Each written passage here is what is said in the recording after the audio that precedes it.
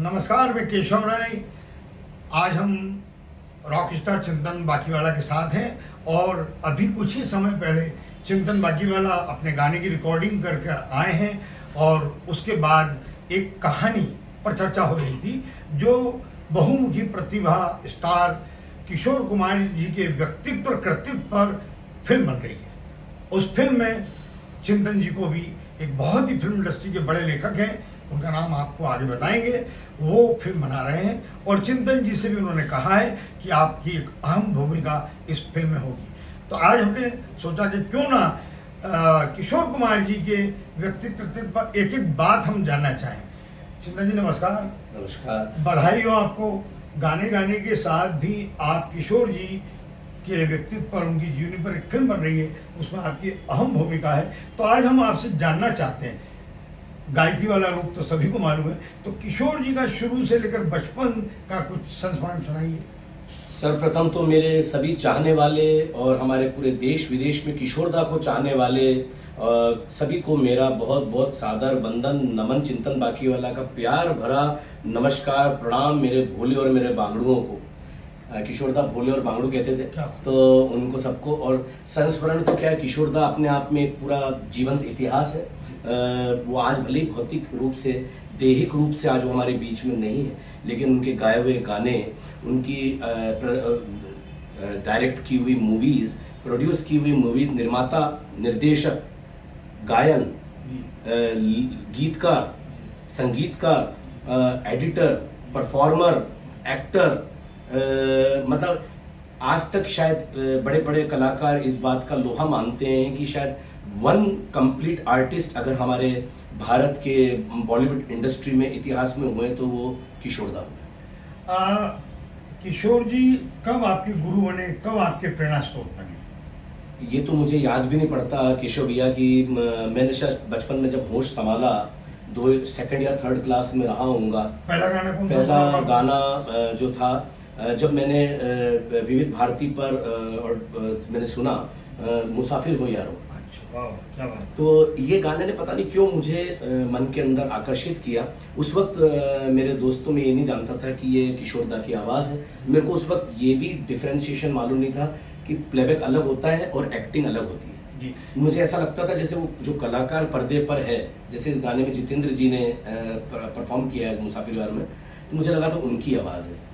मध्य प्रदेश में खंडवा में उनका जन्म हुआ था, तो खंडवा के कुछ संस्मरण बताइए आप। खंडवा के तो संस्मरण क्या, खंडवा के तो किशोरदा, धूल धूल पे किशोरदा का नाम है, पग पग पे किशोरदा का नाम है, चौराहों पे, गली में, मोहल्लों में, सब जगह किशोरदा किशोरदा। मतलब या यूँ कह ले कि एक तो दादा धुनी वाले जो बहुत मशहूर महान संत हुए हैं खंडवा के, एक अपने और किशोरदा। तो किशोरदा को खंडवा वाले अपने सर पे बैठा के रखते हैं, आज भी एक ईश्वर, एक भगवान के तुल्य मानते हैं, क्योंकि किशोरदा ने अपने जीवन में हमेशा अपने इंट्रोडक्टरी गाने में भी, अपनी हर परिचय में, अपनी प्रेजेंटेशन में हमेशा खंडवा का नाम लिया। और मैं तो यही कहूँगा कि जो अपनी जन्मभूमि से जुड़ा रहता है या जो जन्मभूमि को अपने मस्तक पर बैठाता है, जन्मभूमि उसको अपने मस्तक पे बैठाकर और उसको हिमालय से भी ऊंची चोटी पे ले जाके और प्रतिष्ठा और मान सम्मान देती है, उसी प्रकार से आज किशोरदा करीब 34-35 साल हो गए उनकी भौतिक रूप से गए हुए इस दुनिया से, लेकिन आज भी हम सब उनके गीतों को गाते हैं, उनकी बनाई हुई पिक्चरों को देखते हैं, उनकी कॉमेडीज़ को देखकर हंसते हैं, गुदगुदाते हैं। यही महानता किशोरदा में है और मेरे ख्याल से हमेशा रहेगी। ये किशोरदा स्कूल और कॉलेज में भी गाते थे, शुरू कर दिया था इन्होंने? हाँ जी, बिल्कुल चालू कर दिया था। मैंने खुद नहीं स्कूल कॉलेज में चालू कर दिया था। तो किशोरदा तो इतने मस्तीखोर और इतने नटखट थे। उन्होंने अपने प्रारंभिक शिक्षा तो खैर खंडवा से ही ली, लेकिन कॉलेज के लिए वो जो मेरी जन्मभूमि है इंदौर, वहाँ पर वो अपनी कॉलेज की शिक्षा लेने के लिए आए। और आप सबको याद है और आपको भी याद होगा, एक गाना बहुत बड़ा मशहूर हुआ था, 5 रुपया 12 आना। तो 5 रुपया 12 आना वो क्रिश्चियन कॉलेज खंडवा की कैंटीन से इजाद हुआ। अरे क्या बात है। हाँ, वो उस वक्त तो आने की भी कीमत होती थी, एक आना दो आना। तो 5 रुपये 12 आना कितनी बड़ी बात हो गई होगी। सोच आप, मैं बता रहा हूँ 46-47 की बात, आज़ादी के पहले की। और वो धीरे धीरे क्या हुआ, वो जुड़ जुड़ के उनका वो उधारी जो है 5 रुपये 12 आने पे पहुंच गई। अच्छा। और उसके बाद में फिर वो मुंबई चले गए, उधारी तो चुका ही नहीं। तो फिर दादा मुनि को पत्र आते थे, अशोक कुमार जी, अशोक कुमार जी को, उनके बड़े भाई, इंडस्ट्री में दादा मुनि बोलते हैं, वो उस वक्त बहुत बड़े सीनियर आर्टिस्ट हो चुके थे बॉलीवुड के। तो उनको पत्र आता था कि भाई 5 रुपये 12 आने आपके भाई बाकी करके चले गए हैं। अच्छा। तो किशोर दा को दादा मुनि मतलब अशोक कुमार जी ने बोला भाई, उनका बचपन का नाम था आभास, अच्छा। किशोर बाद में पड़ा अच्छा। आभास कुमार गांगुली। तो बोले किशोर तुम भाई वो 5 रुपये 12 आने का क्या चक्कर है? हाँ। अरे बोले दादा मुनि दे देंगे। उसके बाद में पिक्चर एक बनना चालू हुई, चलती का नाम गाड़ी। आपने भी काफी प्रसिद्ध उस वक्त की ब्लॉकबस्टर मूवी थी। उसमें ये तीनों भाई एक साथ थे, बड़े भाई अशोक कुमार जी दादा मुनि, छोटे भाई मंझले अनूप कुमार जी, और सबसे छोटे भाई किशोर दा। तो तीनों ने चलती का नाम गाड़ी में खूब जबरदस्त लोगों को मजे दिलवाए। लेकिन उसमें एक गाना बना, आशा ताई और किशोर दा ने गाया 5 रुपया 12 वो उनको दिमाग में उस वक्त से बैठा हुआ था।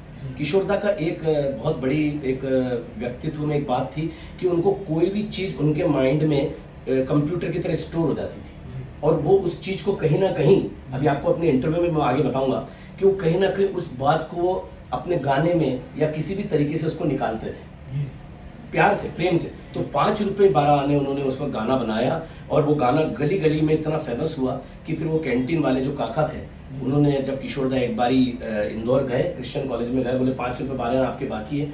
बोले किशोर दा अब आप इतने महान इंसान बन चुके हो कि वो 5 रुपये 12 आने हमारे लिए एक तरह से अभिशाप नहीं वरदान है, और अब आप मत चुकाइए, ये कैंटीन भी आपकी, ये काका भी आपकी।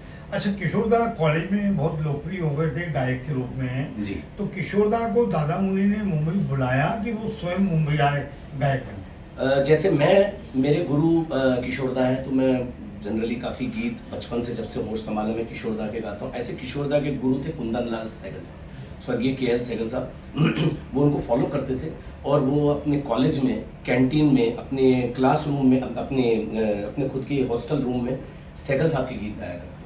और उनको एक्चुअली वो सिंगर बनने नहीं आए थे, उनको ऐसा लग रहा था कि मैं बहुत अच्छा एक्टर हूँ, मैं बहुत अच्छा आर्टिस्ट हूँ। तो दादा मुनि ने नहीं, खुद स्वयं किशोर दा इंदौर से ट्रेन पकड़ के और बम्बई चले गए, और वहाँ पहुँच के और दादा मुनि के सामने आकर उन्होंने बोला कि मुझे भी थोड़ा बॉलीवुड में हाथ आजमाना है। तो मुंबई का कुछ संघर्ष, शुरुआती संघर्ष किशोर काफी संघर्ष करना पड़ा किशोर दा को।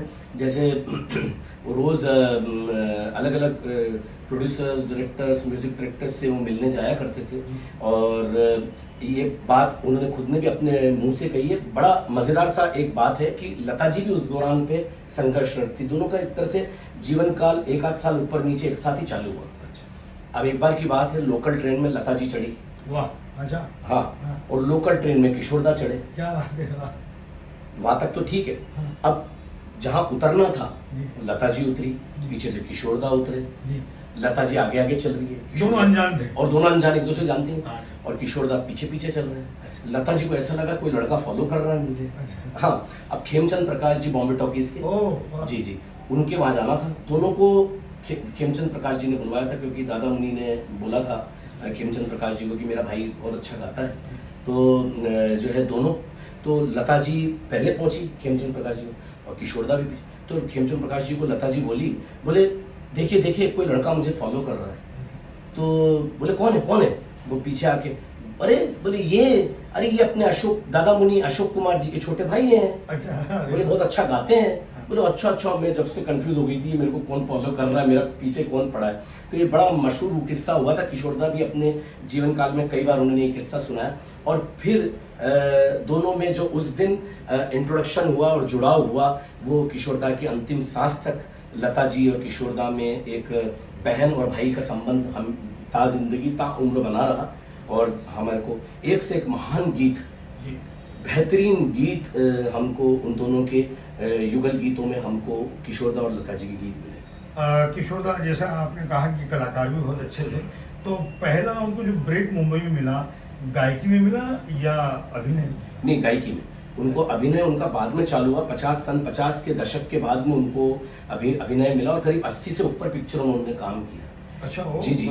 और एक समय तो ऐसा था कि इतने बड़े बड़े महान दिलीप साहब मतलब और देव साहब, राज कपूर जी, उस वक्त ये त्रिदेव थे सन 50 और 60 के दशक में, इनका बोलबाला था। लेकिन एक समय ऐसा भी था जब इनसे भी ज़्यादा बिजी स्टार किशोरदा थे। एक दिन में 4-4, 5-5 शूटिंग की शिफ्ट वो किया करते थे। इतनी उन्होंने पिक्चरें करी, आप सोचिए 50 और 60 के दशक में 80 से ऊपर पिक्चरें कर लेना, मतलब 10 साल में अगर हम माने तो एक साल में 4-4 फिल्में, जो जैसे आज अक्षय कुमार जी 4-4, 5-5 पिक्चर एक साल में कर रहे हैं, उसी प्रकार से किशोरदा यूज्ड टू डू। बट उनकी पहली मूवी थी जिद्दी, और मैं बताता हूँ तो उसमें क्या है कि उनको उस वक्त पिक्चर मिल नहीं रही थी और उनको गायन से था, तो मैं इसमें बहुत बहुत प्रणाम और धन्यवाद दूंगा स्वर्गीय देवानंद साहब का। देव साहब के ऊपर सबसे पहला गीत और सबसे पहले प्लेबैक करने वाले अगर सिंगर आफ्टर रफ़ी साहब अगर हुए तो वो किशोरदा थे। और गाने के बोल थे, मरने की दुआएं क्यों मांगूं, ये जीने की तमन्ना कौन करे, मरने की दुआएं क्यों मांगूं, जीने की तमन्ना कौन करे। जिद्दी मूवी 1947 में आज़ादी के साल में ये रिलीज़ हुई थी और इस गाने से उनका संगीत का कैरियर, गायन का कैरियर उनका शुरू हुआ किशोरदा का। और 50 के दशक के बाद में फिर उन पे अभिनीत जो उनकी अभिनीत फिल्मों पे में भी वो प्लेबैक करते थे खुद के लिए और देव साहब के लिए। पहले यही दो कलाकार थे, वो खुद स्वयं और देव साहब। टोटल नंबर ऑफ कितने गाने गाए अलग अलग भाषाओं में मिलाकर? मैंने इसकी परफेक्ट काउंटिंग तो नहीं करी, लेकिन कम से कम 10,000 से ऊपर गाने उन्होंने सभी भाषाओं को मिलाकर उन्होंने 10,000 से ऊपर उन्होंने गीत गाए हैं, जिसमें उन्होंने मेरे ख्याल से कुछ भाषाएं छोड़ के कन्नड़ में भी उन्होंने गाया है और बंगाली तो वो थी, तो बंगाली में गाया उन्होंने, गुजराती में गाया उन्होंने, कई अलग अलग लैंग्वेजेस में उन्होंने गाया और हिंदी में गाया। अनरिलीज गाने भी उनके काफ़ी हुए जो बाद में पिक्चरों में नहीं आ पाए, ऐसे भी उन्होंने गाए। हर मूड के गाए, हर जॉनर के उन्होंने गीत गाए और संपूर्ण कलाकार के रूप में उन्होंने अपने जीवन में बहुत सारे गीत। जैसे कि आपने हर मूड की बात की, तो इसे रोमांटिक, सामाजिक, पारिवारिक, देशभक्ति, धार्मिक, है ना, सूफी, है ना, सैड सॉन्ग, तो थोड़े दो लाइन सबकी एक गाना बताइए बोलकर कि ये वो गाना था 2 लाइन वाला, ऐसा जी जी। अंति नहीं है केशव भैया, लेकिन जैसे रोमांटिक में पल पल दिल के पास है, प्यार दीवाना होता है, ये शाम मस्तानी है, और दिल क्या करे जब किसी से किसी को प्यार हो जाए, ऐसे मतलब लिस्ट ही खत्म नहीं हो सकती।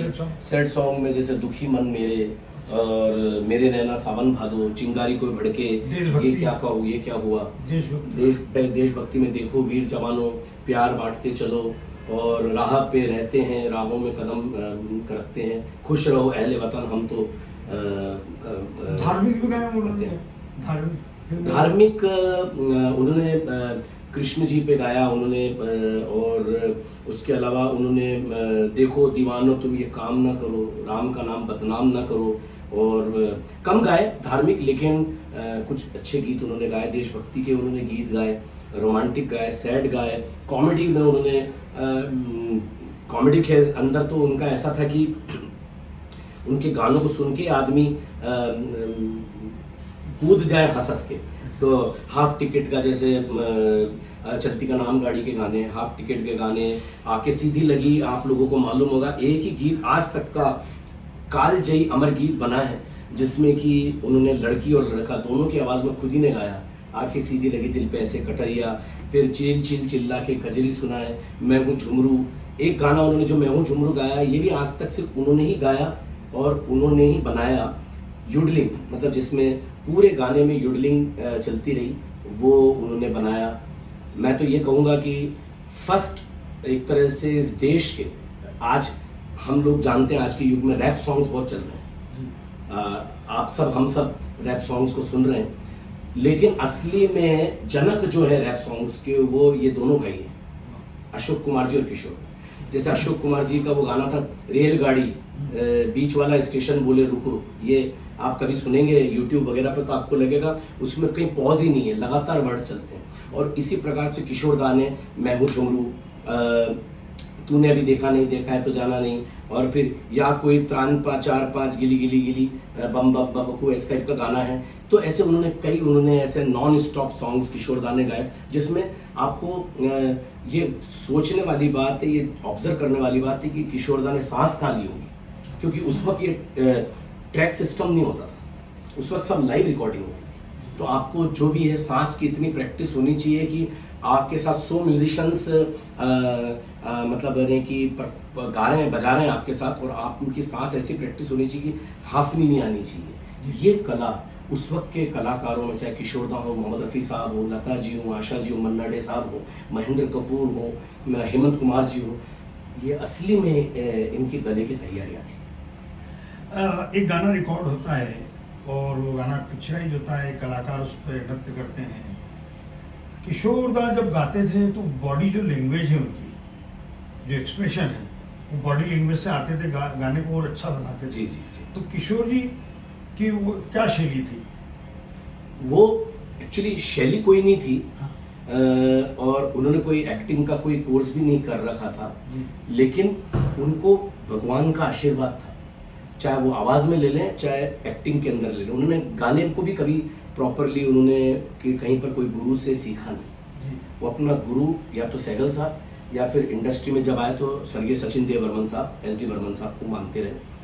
जहाँ तक आपने प्रश्न पूछा है एक्टिंग का, बॉडी लैंग्वेज, बॉडी लैंग्वेज गाते वो समय, उनमें गाते समय, अच्छा गाते समय, हाँ, गाते समय में वो जब रिकॉर्डिंग स्टूडियो में गाते थे तो वो, क्योंकि वो बहुत खूबसूरत एक्टर भी थे, जी। महान एक्टर भी रहे हो, तो वो जैसे राजेश खन्ना जी हैं, तो राजेश खन्ना जी की भाव भंगिमा, उन्होंने राजेश खन्ना जी को अपने घर बुलाया आराधना के पहले, क्या बात। जब उस वक्त वो नए नए कलाकार आए थे, राजेश खन्ना जी नए एक्टर थे इंडस्ट्री में, चर्चे चालू हुए थे उनके लेकिन नए थे, तो उनको अपने घर बुलाया और करीब आधे घंटे तक उनकी इंटरव्यू लेते रहे, इनका काका का राजेश खन्ना जी, और आधे घंटे के बाद में उन्होंने जब पूरा का पूरा स्केच क्या बात, उस क्या वो काका का अपने अंदर उतार लिया, बहुत अच्छी। उसके बाद पूछते हैं कि राजेश खन्ना जी आप चाय पियेंगे या कॉफी, पानी लेंगे, या पानी का गिलास तक भी उनको आधे पौन घंटे तक नहीं पूछा और इंटरव्यू लेते रहे किशोर दा। दैट वाज किशोर दा।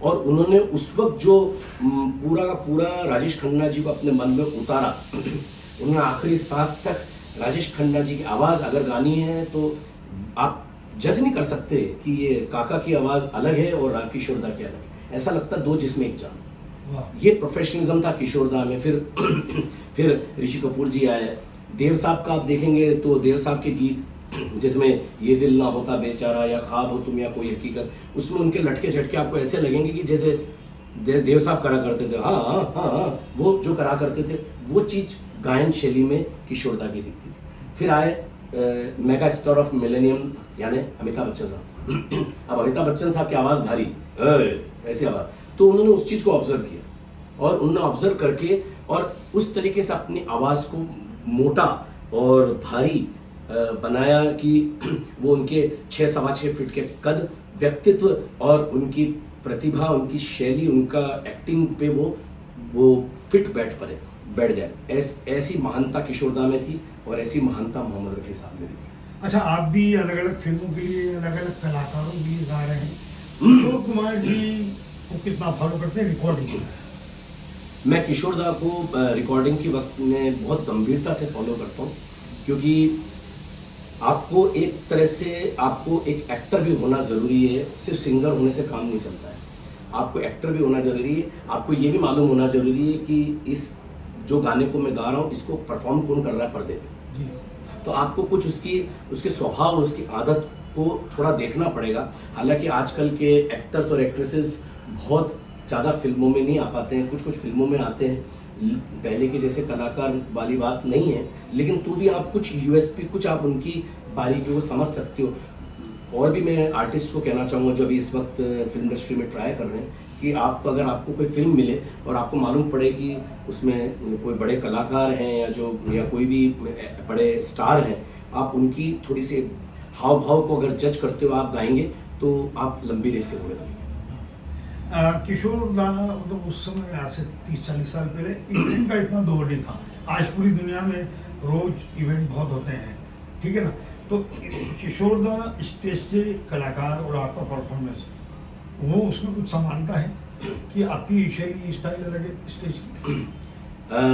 किशोरदा एक अपने समय के क्रांतिकारी परफॉर्मर हुए। पहले तो वो बहुत शर्माते थे, स्टेज पे आने से घबराते अच्छा थे। अच्छा, हाँ, इनको उनको स्टेज पे लाए सुनील दत्त साहब। वाह, नहीं तो क्या वो बिल्कुल, और सुनील दत्त साहब भी जब लाए तो उन्होंने बोला भाई सुनील भाई मैं आगे मैं पब्लिक को फेस नहीं कर पाऊंगा, मुझे बहुत शर्म आती है। तो उन्होंने अपना वो पड़ोसन के गीत से ही उन्होंने एक तरह से स्टेज पर शुरुआत करी अपने फौजियों के लिए जब वो गए थे सरहद पे। लेकिन उन्होंने उसके बाद में अपनी शैली को पूरा बदला, क्योंकि उस वक्त तक जो है वो शैली ये चलती थी हारमोनियम पे और उस पे एक जगह पर ही खड़े होके गा रहे हैं। लेकिन किशोरदा ने पूरे स्टेज पर भागना दौड़ना मस्ती करना माइक से लेकर वो चालू किया।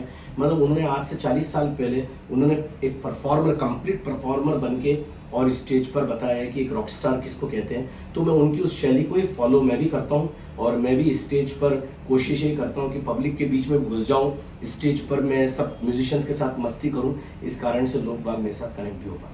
किशोरदा गायक के रूप में बहुत सफल रहे, बाद में कलाकार भी रहे, फिर आपने बताया संगीतकार भी, फिर निर्माता भी। ये थोड़ा निर्माता वाला पक्ष और संगीतकार वाला, इसके बारे में कुछ जानते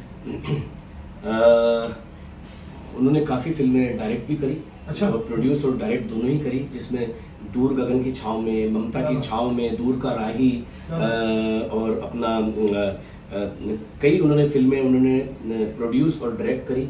कई फिल्मों में वो खुद म्यूजिक डायरेक्टर गीतों के रहे, जिसमें संजीदा गाने, मस्ती वाले गाने उन्होंने म्यूजिक दिया। कई फिल्मों में उन्होंने गीत लिखे, वो गीतकार भी थे, उन्होंने गीत भी लिखे, प्रोड्यूस भी करी, फिल्में भी बनाई। और फिल्में उनकी, कई फिल्में बहुत अच्छी भी चली, कई फिल्में ठीक ठीक चली, लेकिन उन्होंने अपने पूरे हर प्रकार के जुनून को उन्होंने कायम रखा। मैं तो यही कहूँगा, अभी ये बस ये शायद हम हमारे इंटरव्यू के अंतिम दौर में आ गए हैं, तो मैं यही कहूँगा कि एक तरह से उन्होंने अपने कम जीवन काल के अंदर उन्होंने कोई ऐसा विधा नहीं छोड़ी बॉलीवुड की जो उन्होंने ना करी हो। उनकी मस्तियाँ भी बहुत फेमस हैं, उनकी शरारतें भी बहुत फेमस हैं बॉलीवुड में, इंडस्ट्री में उनके नटखटपने भी बहुत फेमस है। और जो है वो बहुत लेजेंडरी हमारे महान कलाकार हुए इस देश के। नहीं, लेकिन जो श्रोता या पाठक जो भी सुनेंगे ना, वो कहेंगे नहीं, किशोर जी तो का अंतिम ही बातचीत से, और हाँ। उनके जो शिष्य हैं चिंतन बाकी पूरी रात सुना सकते हैं, पूरी रात इतने इतने इतने उनके इतने अनसुने और सुने किस्से हैं हाँ। कि शायद हम कुछ आगे और इंटरव्यूज करेंगे तो मैं उसमें आपको और अलग अलग उनके अनछुए पहलू केशव भी आपको बताऊंगा कि किशोरदा एक अपने आप में पूरी एक किंवदंती है, एक अपने आप में पूरा एक इतिहास है, अपने आप में एक पूरी किताब है। और मैं तो ये बोलूँगा अपने आप में एक पूरी किताब है और एक हसीन संगीत का इस देश के लिए गुलाब।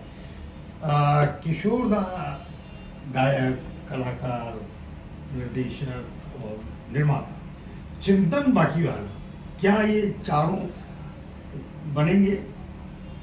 अभी गायक तो तो हैं आप, कलाकार भी हैं, केफा किशोर ने आपने सिद्ध कर दिया कि आप कलाकार भी बहुत अच्छे हैं, तो निर्माता निर्देशक भी आने वाले भविष्य में होने वाला है?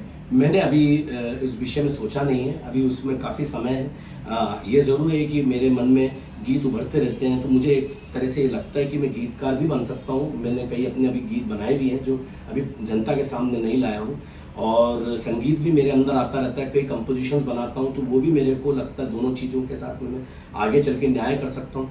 जहाँ तक एक्टिंग का है तो मैंने के फॉर किशोर का आपने बताया, और एक भोजपुरी मूवी में भी मैंने एक्टिंग करी है।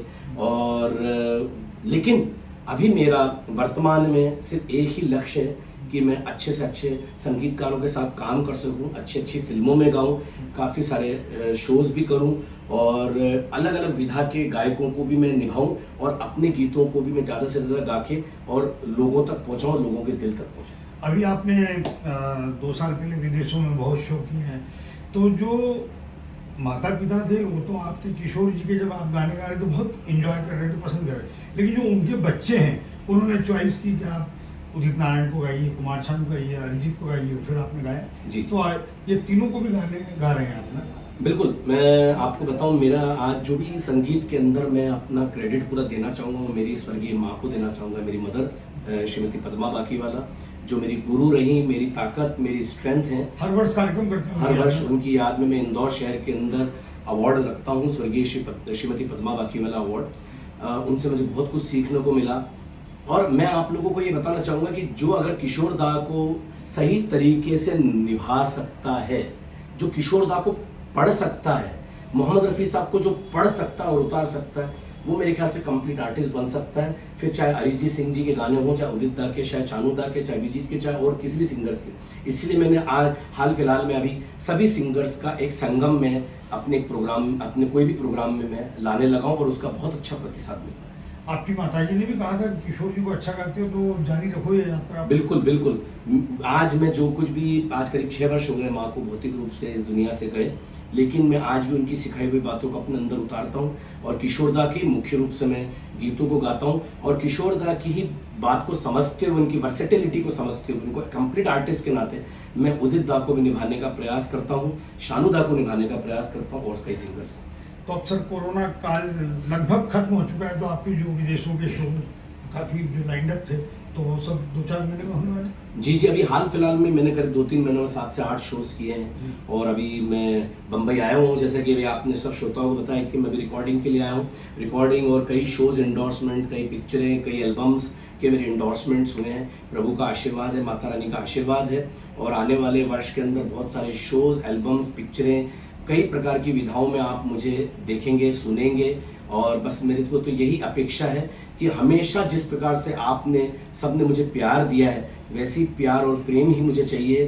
आपका आशीर्वाद ही चाहिए। माता पिता का आशीर्वाद है, गुरुओं का आशीर्वाद है, देवी देवताओं का, आपका आशीर्वाद सबसे ज़्यादा प्रार्थनीय है। अंतिम प्रश्न है सर ये कि किशोर जी की जो उनके व्यक्तित्व पर फिल्म बन रही है, तो जो आप एक अहम किरदार निभाने वाले, उसके लिए अलग से मेहनत कुछ करना पड़ेगी आपको, क्योंकि लेखक और निर्देशक ने तो देखा कि आप तो बिल्कुल फिट बैठ रहे हैं, तो लेकिन उसके बाद भी आप उसमें मेहनत करेंगे उसके अभी काफ़ी ये अर्ली स्टेज है इस चीज़ के लिए, क्योंकि अभी वो लोग भी स्क्रिप्ट बना रहे हैं और मुझे नहीं मालूम वो किस रूप में और किस तरह से आ रही है, लेकिन उन्होंने मुझे हिंट किया है जिसका आने वाले इंटरव्यूज़ में आपको हम बताएंगे कि वो किस प्रकार का कोई भूमिका दे रहे हैं या किरदार दे रहे हैं। लेकिन वो जो भी देंगे और जो भी कराने वाले, लिखने वाले राइटर्स, बड़े बड़े राइटर्स हैं, बड़े बड़े डायरेक्टर्स हैं, वो अगर जिस प्रकार का भी वो काम कहेंगे उसको मैं निभाने का प्रयास करूंगा, क्योंकि मैं गुरु भी एक पिता के रूप में होते हैं, मानते हैं हम। हमारे देश की संस्कृति में गुरु को भी एक पिता माना जाता है। तो मेरे गुरु किशोर दा हैं, तो वो अगर किशोर दा मेरे गुरु है तो मेरे पिता ही हैं। तो अगर अपने पिता की कोई भूमिका या गुरु की कोई भूमिका को निभाने का मिले तो शायद मेरे ख्याल से मैं अपना जीवन धन्य मानता हूँ। जीवन की सबसे बड़ी उपलब्धि, जीवन की सबसे बड़ी उपलब्धि। चलिए बधाई हो सर, आपके एल्बम भी हिट हो, आने वाले गाने भी हिट हो। Thank you. मैं हमारे सभी चाहने वालों को बहुत बहुत धन्यवाद दूंगा और आज के इस विशेष इंटरव्यू के लिए हमारे केशव राय जी का बहुत बहुत धन्यवाद और हमारे बहुत ही सीनियर डीओपी श्री दीपक पांडे जी जो कि इस वक्त कैमरा पे हैं, उनको भी धन्यवाद दूंगा और पूरी इंडस्ट्री को, बॉलीवुड को, सभी चाहने वालों को, सभी संगीतकारों को, गुणीजनों को, सभी कलाकारों को मेरा बहुत बहुत शत शत वंदन, नमन। भारत माता की जय, वंदे मातरम।